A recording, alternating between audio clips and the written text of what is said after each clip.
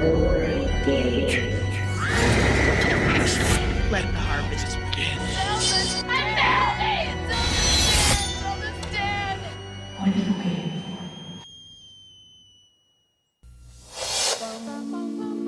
for? It's 1998 in a remote California town at a secluded private school. We could have a Halloween party, just the four of us. We could have a roaming orgy. I love the way this man thinks. No booze, no drugs, no kidding.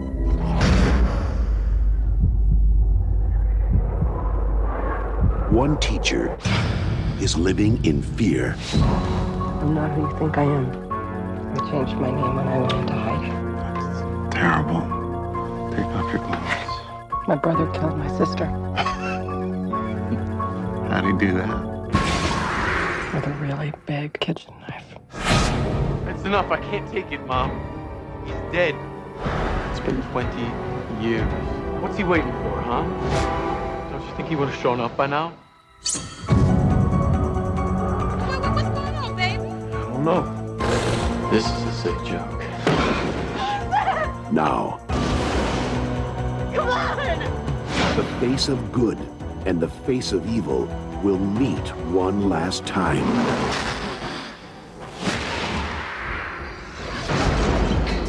But this time, it's going to be a fight to the finish.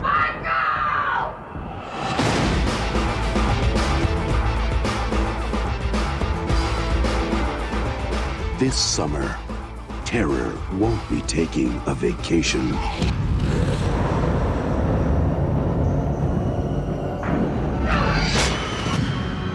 Halloween H20. It's Halloween. I guess everyone is entitled to one good scare. I've had my share. Welcome back to The Gory Gaze, the horror podcast where two boyfriends slash up and bleed out your favorite horror movies, mostly but not limited to the black sheep, underrated, and forgotten gems of the genre. I'm Alex. And I'm Stanley. Well, that was easier than said. Well, than done. Than done, yeah. Speaking in backwards. Never mind, do it again. Finishing your sentences. Thank you. Well, Easier no. said than done. Yes, I forgot. Yeah, I finished my half of my sentence. I'm here for it. I'm here for it. Happy Halloween. Happy Halloween, everybody. We're getting there.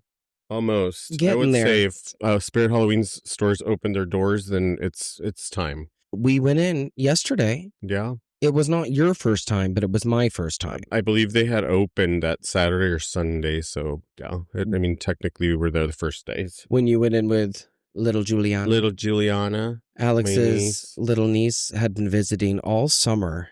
All summer long, we were getting all connected and sharing dogs and living all a bubble. Living all a bubble. I love that. No, she's so cute. We had a really good time. In the last few days, we spent quite a bit of time together. We went on a movie date and went out to pizza, and we saw Freakier Friday. And before that, Alex and I decided to watch the original Freaky Friday. Yes. In the midst of that, Juliana and I watched the original Halloween and then stopped it midway through so she could watch Halloween 4, which somehow seemed a little bit more appropriate. You were saying earlier that we've been on a Jamie Lee Curtis binge. Yeah. And not that we wanted to. Like, we were supposed to just start with Halloween 2, but then this same weekend, Freakier Friday came out with, grossing tons of money. You keep saying Halloween 2. Are you talking about Halloween H2O? H2O, sorry. Yes, sir. I love it. No, because earlier you said Halloween 2, and I had caught it, but I was like, wait.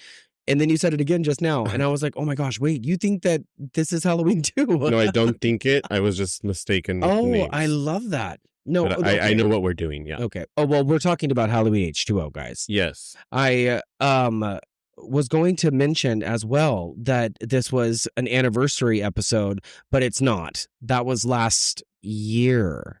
I think it was last year. Oh, no. Or was it 2023? Because we saw it in theaters. We saw a screening of this last year. I think it was the year before. I think it was August of 2023 because that would have been the 25th anniversary.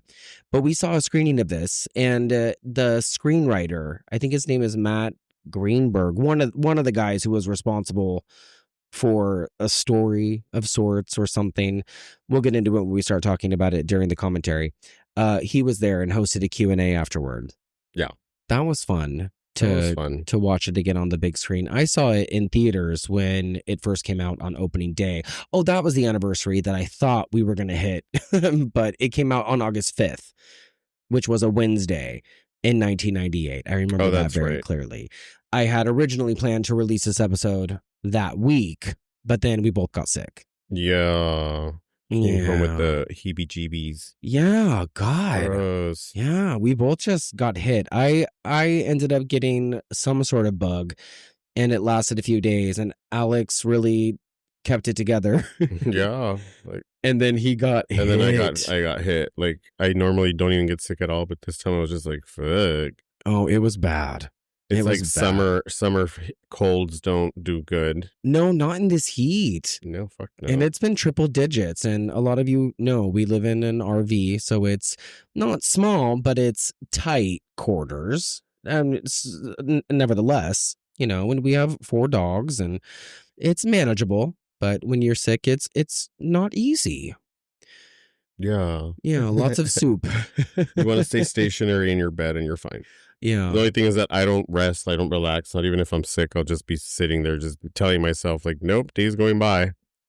It's hard to do that. Yeah. It's hard to do that. So I was making myself even sicker by going out in the heat, then coming back into the air conditioned, going out in the heat, coming back into the air conditioned. And that's just the rule of law is don't do that. Yeah. This was sick. This is the only time in recent memory I can think of that I have spent so much time inside. The heat is just hard. The heat has been in the triple digits. I don't know if I just said that. I feel like it did. But it's been in the triple digits the last 2 weeks, I think. Yeah. And we're fluctuating, but the last 3 days specifically. But yeah, it's going to cool off sooner than later, I think. These next 2 days are going to be the last of our triple digits out here. Then we still stay at like up above 90s, of course, but at least we're done with the triple digits from here till, I guess, the end of the year now. I don't see it going up, but you never know. I am just ready for fall, which is right around the corner, which is, we originally had an episode scheduled with Monica to do an audio commentary for The Craft, which was supposed to happen. I think it was either last year or earlier this year. I can't remember. But that was supposed to be our Halloween in July episode.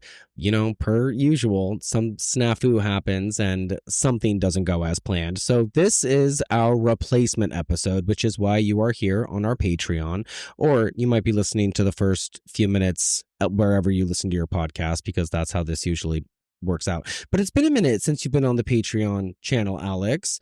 Usually it's just been me for the last few episodes here doing little audio commentaries. So you gotta thank keep it afloat. you for being back. This is fun. I'm excited to sit down and watch this movie with you. Yes, It'll be fun. Yes, of course. Cindy, yes, of course. Before we get into it, though, do you have anything that you care to mention about your life as of late, or what's been new, or what you've been up to? No. Not necessarily. No, not really. There's nothing much new going on that I remember that I know. Oh. No, what's going on?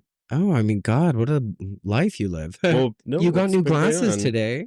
Oh, I got new glasses, which is surprising. They did the same day. And I'm like, what? Since when do they give you like 30 minutes just to pick up your prescription glasses? Like, that's crazy.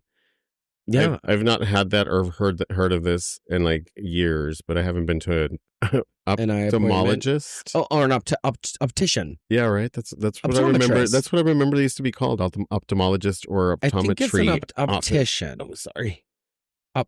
Cozy. Oh, I know Jan Brady says it. I have one from my optometrist. That's hilarious. Her note. Yeah. Her yearbook signatures. Yeah. Oh, that's right. I love it. Oh my God. Let's talk about weapons real quick. Let's not. No, we should. No. Yeah. Everybody else is already. No, cares. well, we can give our little 2 cents about it. It's just another very well-made movie. Who cares? No. Ew. No, you were all excited to talk about it earlier. I am excited. And now Like you're being coy. It's really, it's not being coy. It's just, like, I don't have proper words to describe this movie. Honestly, you're only going to get my point of view of what I thought of this movie. Spoiler. Spoilers ahead for Weapons. If you have not seen Weapons, fast forward. If you have seen Weapons, just enjoy the next few moments. Sorry. Jump in and agree or disagree. Exactly.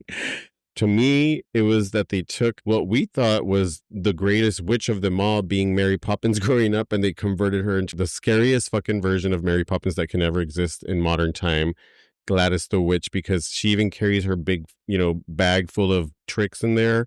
And then she has a big flower pin as well. Like, to me, it was everything growing up happy from my childhood that I thought it was good, completely turned into the worst version of what happiness can be. And they gave us it on screen. And this was fucking fantastic. Like, there's nothing bad to say about this movie.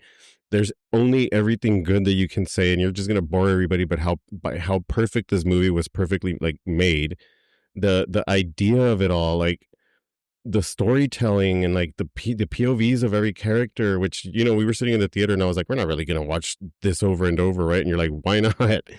And by the second person, we saw the point of view of the second person. I was like, holy shit, like, it's going to be one of those fucking movies that just gives and gives and gives through every single eye of, all the characters. And that's exactly what it did. To me, I felt like they took Mary Poppins, Longlegs, and one other movie. Oh, The Crazies. Oh, and yeah. they created one film, and I was like, this is brilliant. Like, it was just fucking movie making at its best. The idea of it all, the writing, like, everything about this movie is good. So I agree. Yeah. I agree. I'm not being coy. I'm just like, I mean, everybody will have their say, and a lot of them are comparing it to the director's last movie, Barbarian, which I was like, I don't remember that one. Up until you described it, and I was just like, holy shit, I do remember that movie. It's a fucking great movie too. But this one is just, and the way that it turned out to be the movie that it is, for those that haven't seen it, I don't want to spoil it, but the turnout. You already did. No, I didn't. I haven't said anything. Gladys, the witch. Oh, it doesn't matter. They don't know what I'm talking about. Okay. Yeah, they don't know what I'm talking about. But like, the turnaround on this movie was so good. So just, if you haven't watched it. What do you mean about the turnaround, though?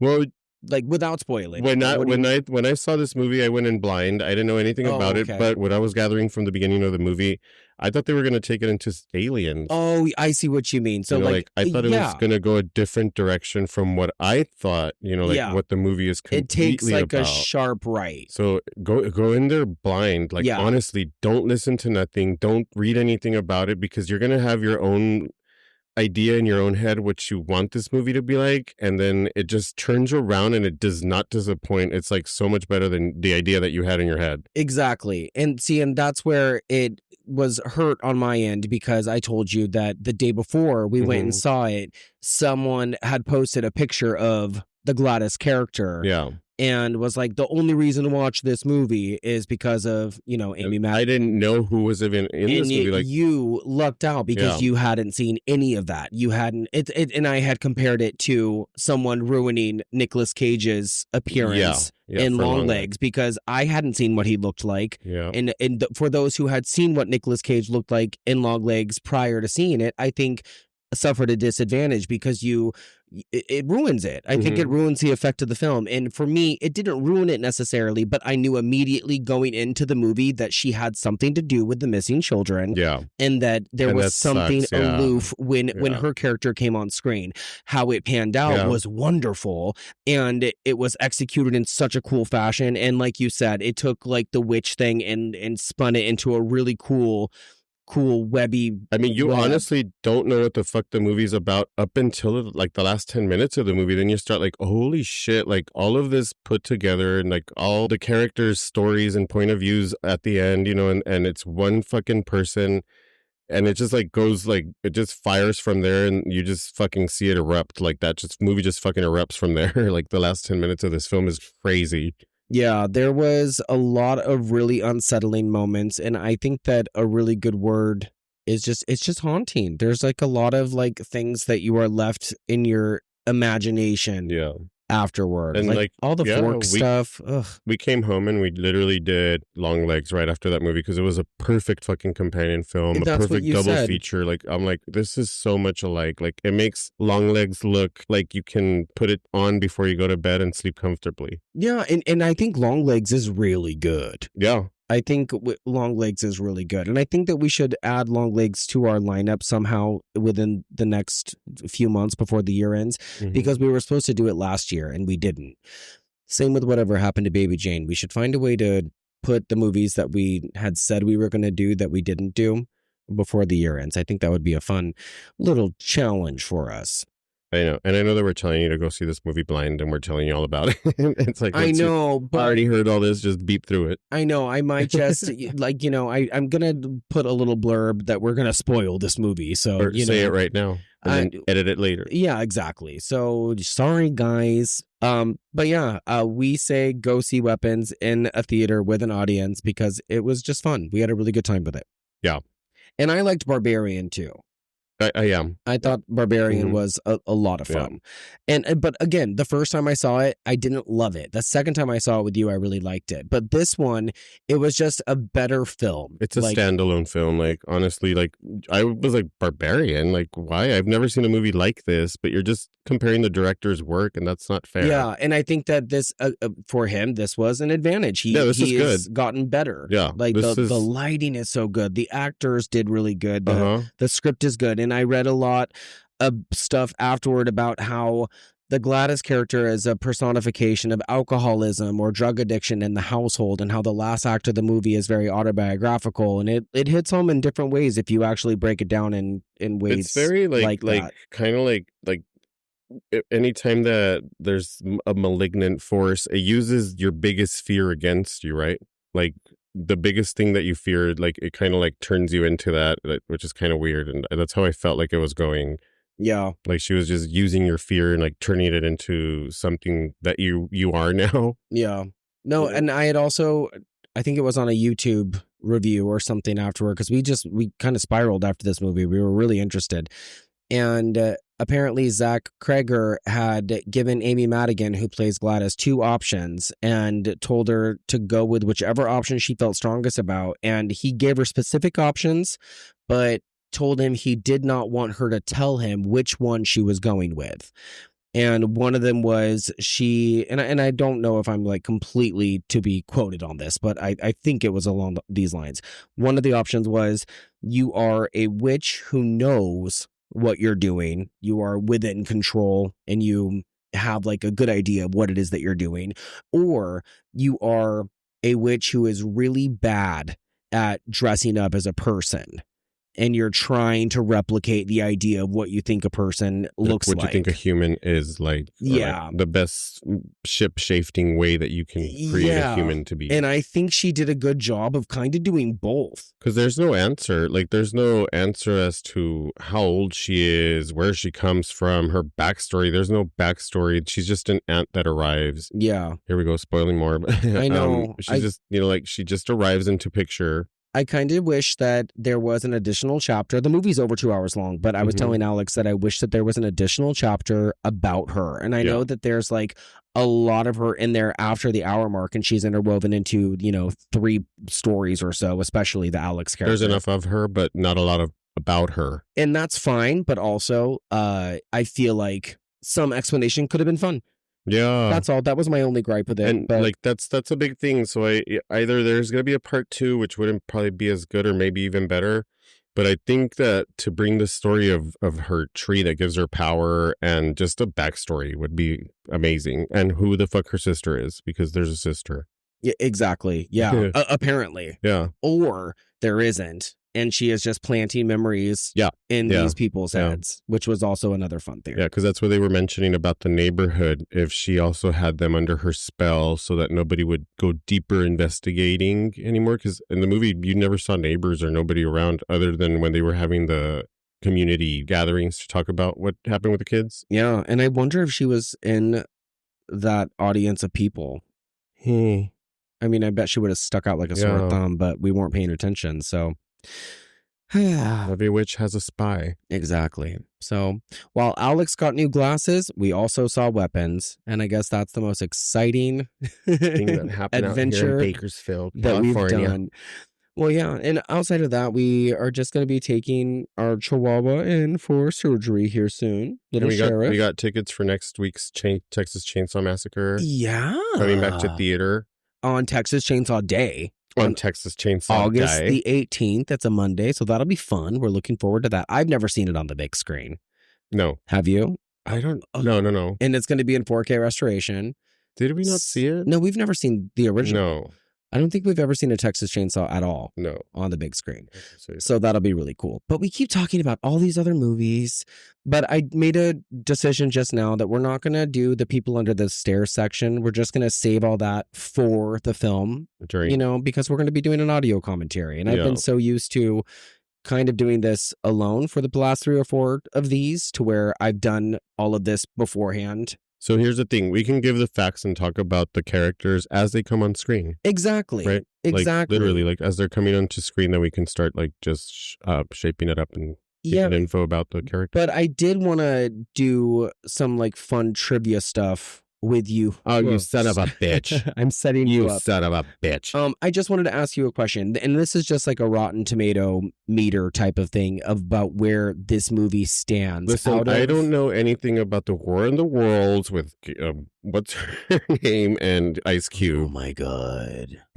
You guys. Okay. You ask me about that movie one more time. So listen, before we get into my little game, there's Eva Longoria. There's a War of the Worlds that we covered back from 2005 that I was also a featured extra in. Let us not forget. That was episode something. That was episode 41 or 42 or 40. I don't remember. But we covered this movie, and that's a great film. We love War of the Worlds with our wonderful Tom Cruise. I mean, he's problematic, but he still hadn't jumped on couches. He was jumping on couches during promotion.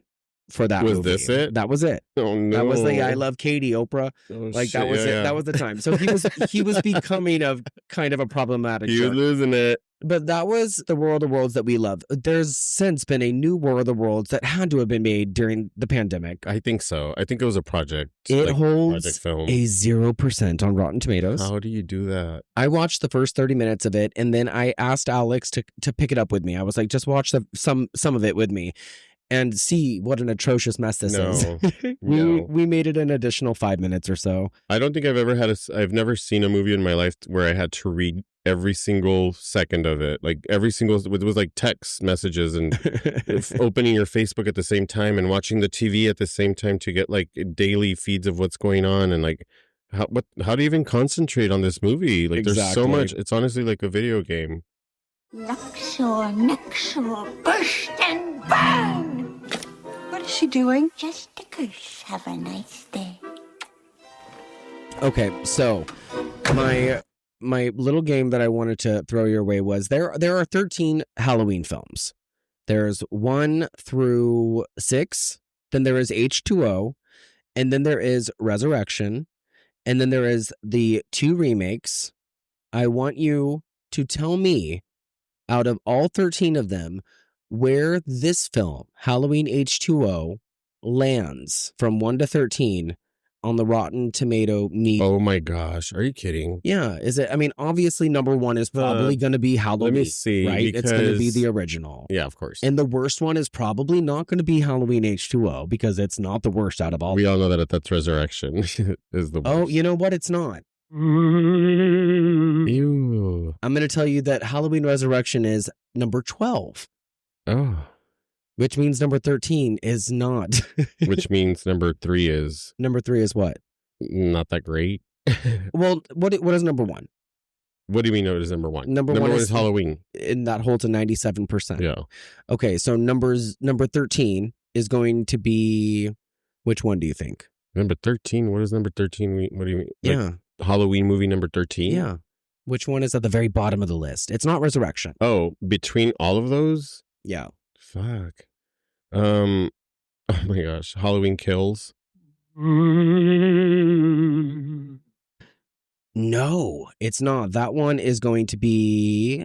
Oh my Weirdly gosh, enough- it's the curse of Michael Myers because his mask doesn't look anything like him. Well, you're right. But Halloween Kills is number 6. Just to be clear, it holds at 39%. Yeah. Halloween 6, The Curse of Michael Myers, is number 13 with an 8%. Oh, And wow. weirdly enough, I think that one is the most underrated one in the series. I think that one is so fucking good. Whether his mask doesn't look correct or not, I think that's probably the scariest mask, in my opinion. Yeah. I watch it. For those who are out there actually listening to us, which I'll get to you in a minute, watch Halloween, The Curse of Michael Myers. Any cut of it. It's just good. It's good. It's fun, stupid slasher fodder. And it's great. Fuck off. Okay, so now, where do you think Halloween H20 falls into this lineup? You already established where number 1 is. You've established where number 6 is. You've established where number 7 is. Oh, I'm sorry, number 8 is. So Halloween H20 would fall in the probably number 8. No, it's number 3. It can't be number 3. It's the third best according to Rotten Tomatoes, and it holds a 55%. I was gonna say that, but I didn't want to go that way Because you already knew the percentage, right? Not only that, but I think a lot of people are mad at this movie.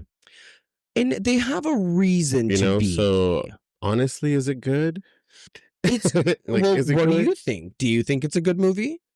I don't know. I think it would be fair to put it above, from 5 to 10 as opposed to, or 5 to 13 as opposed to. Out of all the Halloween movies, and this is a loaded question, and because are you someone who thinks that Halloween Part 1 is a perfect movie? Yes. Is it in your top 5 horror films? Like, type of person? Because it's in my you know top what? 5. It's a little overrated to be like on my top 5s, honestly. Okay. Because to me, they're just grandfather films. Like I never really consider those films like actual horror movies, which is crazy to me, right? Like I don't know As if in, there's- like, it's not scary? like Freddy Krueger, Jason, Michael Myers movies, like those feel like a different type of grandfathered movie to me. They're slasher movies. Slasher, of course, but like it feels it's its own category to me that should just be like this lineup of They're slasher movies. slasher films, of course. I don't know. I don't know what I'm trying to say. It's or a like how to- subgenre. It's just weird. Like it's just weird. Like I don't consider these movies like actual scary movies. I don't find them scary at all. Okay. Like at all. So like, while they are horror movies, Yeah. they're just not scary to you. they're not scary to me. Okay, like that's they're like just perfectly like, valid. I don't know how to explain these movies. It's like weird to me. Yeah. And I know I'm probably not the only one, or maybe I'm the only one. That you're definitely not the only one. But I don't find these movies scary. Like I find them thrilling, Sure. not scary. Yeah, they're suspenseful. You can Yeah. find them suspenseful without them being the most horrifying movie in the world. There are people who think that Psycho is just so frightening. You know what I mean? I don't think that Halloween is the most frightening movie ever made. I think it's suspenseful. My mom does. I think it, and see, Like there my are mom's people, terrified of this movie. She thinks it's the like why was this movie made? She's horrified of the mask. The idea of it all terrifies her. The concept is very scary, And in I'm like, my why? opinion. I think the idea of a perfect stranger watching you and you having no idea, and then just stalking you and just waiting for you, and then killing your friends, and then ultimately coming after you and deadlocking on you as a target, and then all these movies later and all these years later coming after you. I think that's really frightening. And that's why I think I like the Scream movie so much, because, this movie paved the way for the Scream films and, Sidney Prescott. Are you familiar with Halloween 2? The one that followed? I mean, obviously it's a sequel to Halloween 1. Yeah. Okay. The old one, the 1980, my year of birth one. 1981? Yeah. So do you agree with the way that this movie went? And I mean, as far as direction went, do you agree in the sense of that it canceled out Halloween 4 and 5 and 6 and just went in an entirely different direction? Because in theory, it's Halloween 3. Mm-hmm. There was Halloween 1, Halloween 2, and then we cancel out. H2O is 3. Yeah. Okay. Yeah. It completely removes the history of. I mean, Halloween 3 doesn't really count if you consider the Michael Myers stuff, but Halloween 4, 5, and 6 don't exist in this timeline. There's no Thorne. There's no Jamie Lloyd. There's no daughter. Well, it's like part 2 was more about like Loomis history and like it was more. It wasn't really Michael and Laurie. Oh no, part 2 is the same night, and it's in the hospital. It's the same night. Oh, and okay, he's yeah. still coming after her. No, then I'm confused. Yeah. I don't want to get into it because I'm confused about it. Like I need to watch it again because there's so many that are just like, okay, avoid that one. It gets you convoluted. have to jump on this one, and it's like, yeah. And I think that it does get really convoluted and confusing with the 3 movies involving the Thorn stuff, even though I liked that they were trying to go in a different direction. I just feel like Halloween 2 had too much screaming Loomis in it. Oh, yeah. You know, like, and it's like, shut up. And a bad wig, which is why I like that Jamie Lee has that short bob in this movie. Mm-hmm.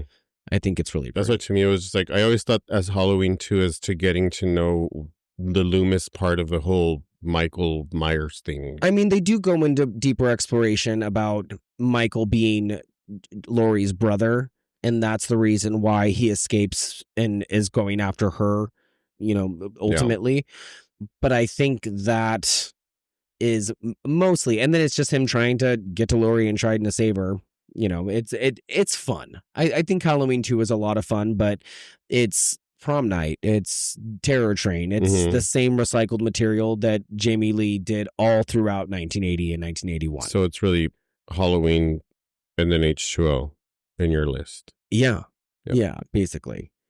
Do you want to talk about Halloween Resurrection real quick? No. Good, because we're not going to. No.